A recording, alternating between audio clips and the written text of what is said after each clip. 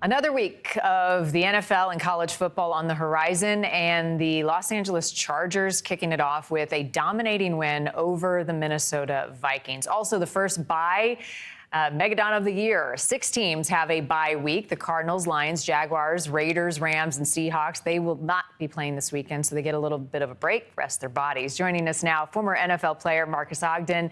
Good to see you, as always. Fun to talk some football as we head into the weekend. Who benefits most from the bye right now? Which team do you think needed it?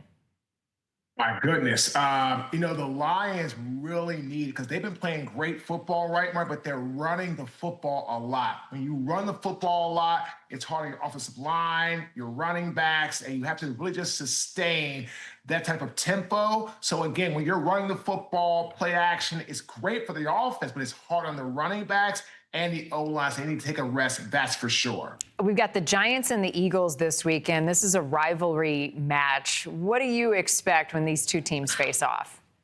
Woo, Marty, the Giants have come out of nowhere with their 2 rookies, Dart and Scatterboo.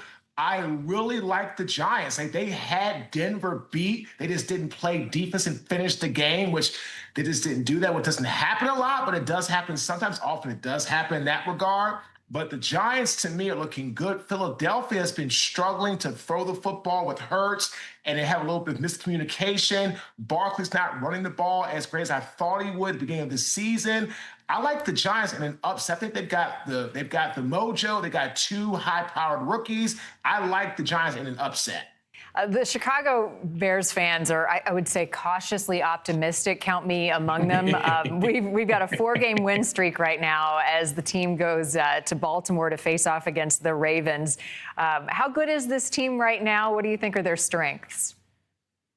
They have a phenomenal defense, Mark. They can just stifle you. They can stop the pass. They can be aggressive against the run. And they run the football very well. To win the NFL, you have to control the clock and win the turnover battle and just make sure you don't give the ball over to the other team. Chicago's been doing that. Baltimore does have Lamar Jackson coming back, which is awesome for them. But the Bears, 4 wins in a row, not turning the ball over, running well, playing really aggressive, stifling defense. I've got the Bears winning this one in Baltimore against my Ravens. I've got the Bears because they are just playing, Marty, much better football. All right, I like it. Let's talk some college football, Marques. IU, the Hoosiers right now. I'm a fan. I've been to several of the games this season. It's such a fun team to watch with Cignetti as the coach. I was having dinner last night with some folks, and we were talking about IU, and they go, how were they last season? I'm like, they were good, but nobody believed it. This season, people are paying attention. They're still undefeated as they face UCLA. What is it about this team that's clicking right now?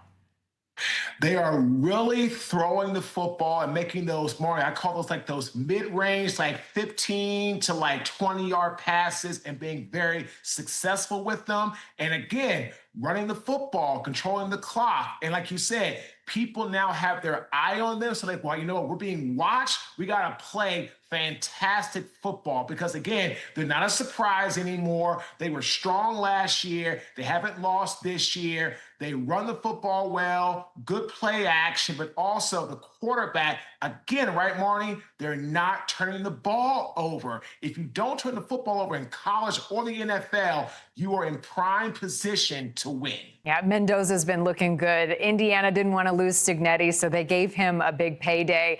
I know I'm looking way on the horizon on this one, but if in the championship, Big Ten championship, we've got Indiana and Ohio State, Marques, how do you think that Indiana does against that powerhouse?